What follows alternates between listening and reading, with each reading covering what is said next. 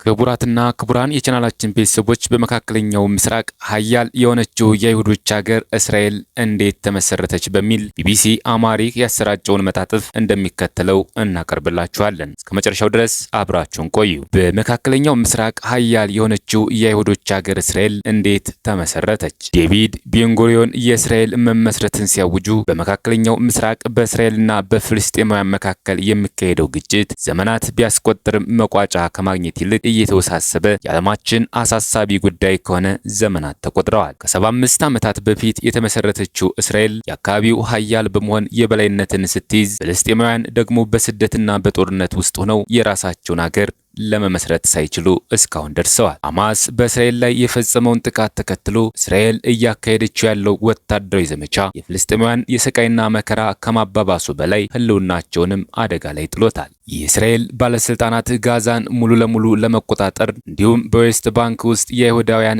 ሰፈራዎች ለማስፋፋት መወሰናቸው ሌላ ዙር መፈናቀልና ስደትን በፍልስጤማውያን ላይ ያስከትላል ተብሎ ተሰግቷል። ለመሆኑ ፍልስጤም ለሁለት ተከፍላ የእስራኤልና የፍልስጤም መንግስት እንዲመሰረት እንዴት ተወሰነ? የአይሁዳውያን አገር የሆነችው እስራኤል እንዴትስ ተመሰረተች? ግንቦት 14 1984 ልክ 10 ሰዓት በመቶዎች የሚቆጠሩ አይሁዶች ቴል አቪቭ በሚገኘው የሥነ ጥበብ ሙዚየም ደጃፍ ተሰብስበዋል። ዴቪድ ቤንጎሪዮን ደግሞ ሙዚየም ውስጥ ሆነው የመካከለኛው ምስራቅን ታሪክ እስከ ወዲያኛው የሚቀይር ንግግር እያደረጉ ነው። ይህም በፍልስጤም የእስራኤል ድርጅት ሊቀመንበር የሆኑት ዴቪድ ቤንጎሪዮን የእስራኤል በነጻነት አገርን መመስረትን ያወጁበትን ንግግር እያሰሙ ነበር። ከዚህ ክስተት ጥቂት ሰዓታት ቀደም ብሎ የብሪታንያ ወታደሮች አካባቢውን ለቀው ወጥተዋል። ቀኑ አይሁዶች ሁሌም እያስታወሱ በደስታ የሚዘክሩት፣ አረቦች ደግሞ የጥፋት ቀን ናቅባ ሲሉ የሚያብሰለስሉበት ነው። ዛሬ በወታደራዊ በኢኮኖሚያዊና በቴክኖሎጂ ዘርፍ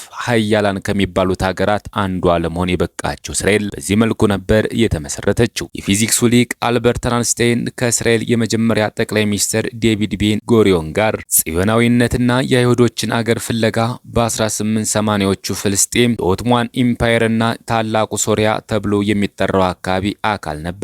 የፍልስጤም ሕዝብ በአብዛኛው ሙስሊም ሲሆን አነስተኛ ቁጥር ያላቸው ክርስቲያኖችና አይሁዶችም ነበሩ። አይሁዶች ከጠቅላላው ሕዝብ 5% አካባቢ የሚሆነውን እንደሚሸፍኑ ይገመታል። በዓለም ዙሪያ የተበተኑት አይሁዳውያን የራሳቸውን ሀገር ለመመስራት ጥረት በሚያደርጉበት ጊዜ ዋነኛ ትኩረታቸው መካከለኛው ምስራቅ ነበር።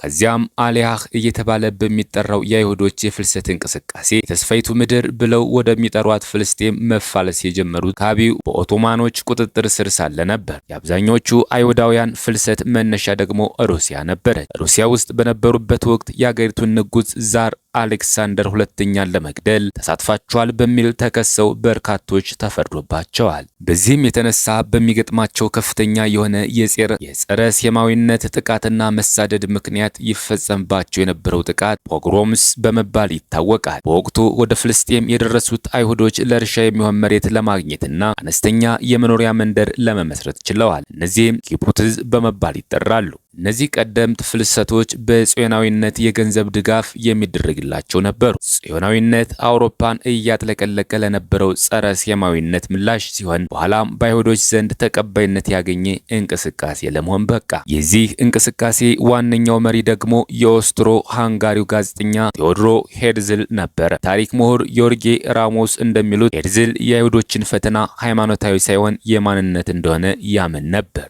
የጽዮናውያን እንቅስቃሴ ያደረገው ነገር ቢኖር አይሁድነት ተቀባይነት እንዲያገኝና አይሁዶች እንደ ሕዝብ ተቆጥረው በአውሮፓ የሚደርስባቸውን ፈተና የሚያሳልፉበት ሌላ መሸሸጊያ አገር መፍጠር ነበር። ጽዮናዊነት ዓለም አቀፍ ድጋፍ አስፈልጎታል። በወቅቱ የነበሩት ታላላቅ አገራትም አዲሷን አይሁዳዊት ሀገር ለመመስረት ብዙ ቦታዎችን ከግምት አስገብተዋል። ከአርጀንቲና እስከ ኡጋንዳ፣ ከማዳጋስካር እስከ ሩቅ ምስራቅ ሩሲያ ድረስ ያሉ ቦታዎችን ተመልክተዋል። ሆኖም አይሁዳዊነት ከፍልስጤም ጋር ታሪካዊና ሃይማኖታዊ ጥብቅ ቁርኝት ነበረው። በዚህም ምክንያት ፍልሰቱ ወይም አሊያህ እስከ 20ኛው ክፍለ ዘመን መጀመሪያ ድረስ ቀጠለ። በዚህ ወቅት ነበር ቴል አቪቭ የተቆረቆረችው። የፍልስጤምን የወደፊት ዕጣ ፈንታ የወሰነው ክስተት ግን የመጀመሪያው የዓለም ጦርነት ነበር። በጦርነት ከወደመችው አውሮፓ ተሰደው በ1947 እንደ አውሮፓውያን አቆጣጠር ሃይፋ ወደብ የደረሱ አይሁዳውያን ስደተኞች ከኦቶማን ወደ ብሪታንያ የተዛወረችው ፍልስጤም ከአውሮፓውያኑ 1914 እስከ 1918 ባለው ጊዜ ውስጥ በሚሊዮን የሚቆጠሩ ሰዎችን ለሞት በዳረገው በዚህ ደም አፋሳሹ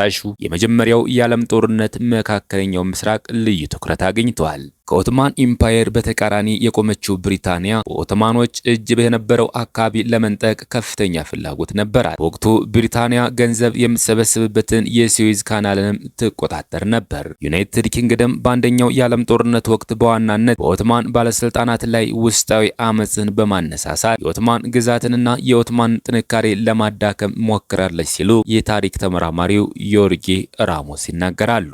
ለዚህም ሲባል ብሪታንያ በአካባቢው ትልቅ የአረብ መንግስት እንዲመሰረት ድጋፍ እንደምትሰጥ በመግለጽ ፊቷን ወደ አረቦች አዞረች። ይህ ሐሳብ የቀረበው በ1915 እና በ1916 የመካው ገዢ ሁሴን ቢን አሊ እና በካይሮ የብሪታንያ አምባሳደር በነበሩት ሄንሪ ማክማሆን መካከል በተደረጉ የደብዳቤ ልውውጦች ላይ ነው። በወቅቱም የፍልስጤም አረቦችና ሌሎችም ለዘመናት አካባቢውን በተቆጣጠረው በኦቶማን ጦር ላይ አመጽ ጀመሩ። ብሪታንያም ደብዳቤ በመጻፍ ለአይሁዶች አንድ ሐሳብ አቀረበች። በ1917 የባልፎር ስምምነት ተብሎ የሚጠራው ደብዳቤ በብሪታንያ የውጭ ጉዳይ ሚኒስትር አርተር ጄምስ ባልፎር በኩል በዩናይትድ ኪንግደም መቀመጫቸውን ላደረጉ የአይሁድ ማህበረሰብ መሪ ባሮን ሊዮኔል ዋልተር ሮትሺልድ ተላከ። በዚህ ደብዳቤ ላይ የብሪታንያ መንግስት ፍልስጤም ውስጥ አይሁዶች አገር እንዲመሰርቱ ድጋፍ እንደሚያደርግ ገልጿል። ነገር ግን በአካባቢው ያሉት አይሁድ ያልሆኑ ማህበረሰቦች መብት እንደሚከበርም በግልጽ አስፍሯል። ከአረቦችና ከአይሁዶች ጋር ከሚደረጉት ድርድሮች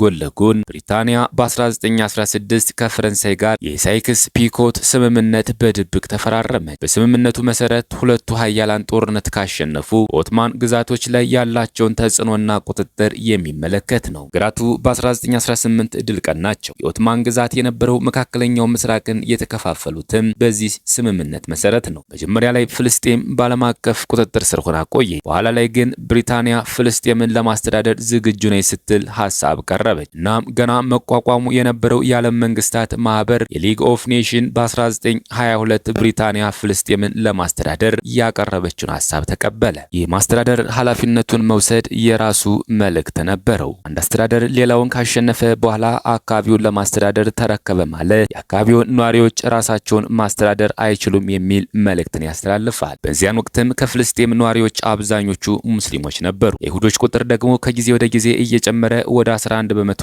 አካባቢው ደርሶ ነበር። ብሪታንያ በፍልስጤም ላይ የነበራት አገዛዝ በይፋ አብቅቶ ወታደሮቿ ሰንደቅ ዓላማቸውን በ1948 ሲያወርዱ አመጽና ውጥረት በአውሮፓውያኑ 1931 በፍልስጤም የተደረገው የህዝብ ቆጠራ የይሁዶች ቁጥር እየጨመረ መሆኑ ድጋሚ ያሳይ። ለዚህ ደግሞ ዋነኛው ምክንያት በአውሮፓ እየጨመረ የነበረው በአይሁዳውያን ላይ የሚያነጣጥረው የጸረ ሴማዊነት እንቅስቃሴ ሲሆን ቁጥራቸውንም 16 በመቶ አደረሰው። የቁጥራቸው መጨመርን ተከትሎ በአካባቢው በአረቦችና በአይሁዶች መካከል ያለው ውጥረትም ከፍ እያለ መጣ። በ1936 ደግሞ በፍልስጤም ብሪታንያ የሚቃወም የአረብ አመጽ ተቀሰቀሰ። ይህም ለ6 ወራት የሚቆይ አጠቃላይ የሥራ ማቆም አድማ ነበር። የአረቦችን ነጻነትና አይሁዶች በአካባቢው የሚያደርጉት ስፍራ እንዲያበቃም ተጠይቋል። ይሁን እንጂ አመጹ ከሸፈ። በሺዎች የሚቆጠሩ ሰዎች ከመሞታቸው በተጨማሪ የፍልስጤም ብሔራዊ ንቅናቄ በኋላ ላይ በተፈጠሩ ክስተቶች ምክንያት ክፉኛ ተዳከመ። በሁለተኛው የዓለም ጦርነት ወቅት አይሁዶች ወደ ፍልስጤም የሚያደርጉት ፍልሰት ከጊዜ ወደ ጊዜ ጨመረ። በተለይም የናዚ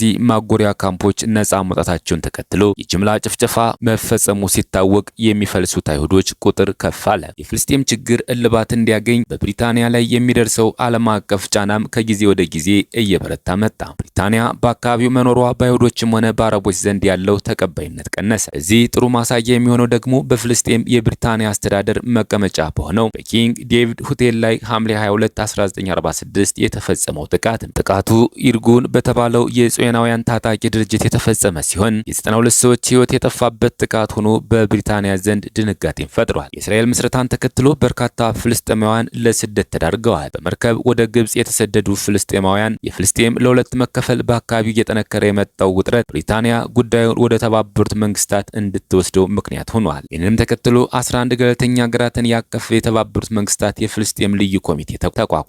ኮሚሽኑ ግዛቱን ለሁለት በመክፈል አንዱን ለአረቦች ሌላኛውን ደግሞ ደግሞ ለአይሁዶች ሰጠ። እያንዳንዳቸው 3 ዞኖች የሚኖራቸው ሲሆን ኢየሩሳሌም ደግሞ በልዩነት በዓለም አቀፍ ቁጥጥር ስር እንድትሆን ሀሳብ አቅርበዋል። ፕሮፖዛል 181 የተሰኘው ይህ ሀሳብ የግዛቱን 55 በመቶ ለአይሁዶች፣ ቀሪውን 45 በመቶ ለአረቦች ሰጠ። በወቅቱ የነበረው የአይሁዶች ቁጥር ከጠቅላላው ሕዝብ 1/3 ገደማ ብቻ ነበር። ሀሳቡ ህዳር 29 1947 እንደ አውሮፓውያን አቆጣጠር በተካሄደው በተባበሩት መንግስታት ጠቅላላ ጉባኤ ቀርቦ ድምፅ እንዲሰጥበት ተደረገ። በወቅቱ የጉባኤው ሰብሳቢ የነበሩት ኦስቫልዶ አርናህ የፍልስጤም ልዩ ኮሚቴ ያቀረበው የውሳኔ ሀሳብ በ33 ድጋፍ፣ በ13 ተቃውሞና በ10 ድምፅ ታቅቦ ተቀባይነት ማግኘቱን ማሳወቅ ነበር ውጤቱ ይፋ ያደረጉት። አሜሪካና ሶቪየት ህብረት ጨምሮ አብዛኞቹ የአውሮፓና የላቲን አሜሪካ ሀገራት ፍልስጤም ለሁለት ተከፍላ የአይሁዶችና የአረቦች ሀገራት እንዲመሰረቱ ድጋፋቸውን ሰጥተዋል። ግብፅን ጨምሮ የአረብ ሀገራት ሀሳቡን ውድቅ አደረጉ። ኢትዮጵያ፣ ብሪታንያና ቻይናን ጨምሮ 10 ሀገራት ድምፅ ታቅቦ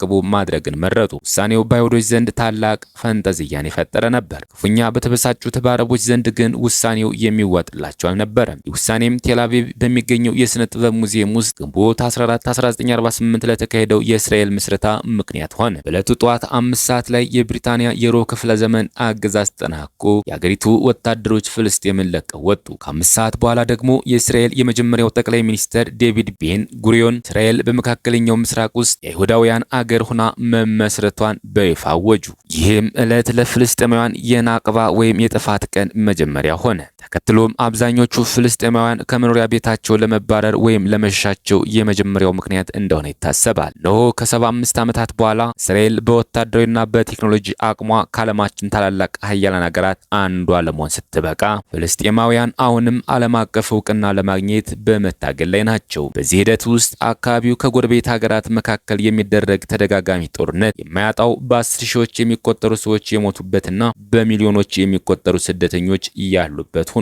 ክቡራትና ክቡራን የቻናላችን ቤተሰቦች ለሰዓቱ ያዘጋጀነው መረጃ ይህን ይመስል ነበር። ሌላ የመረጃ ሰዓታችን እስክንገናኝ ድረስ የዩቲዩብ ቻናላችን ሰብስክራይብ፣ ሼር እንደዚሁም ላይክ እያደረጋችሁ ጠብቁን። ቸር ያገናኘን። መልካም ቆይታ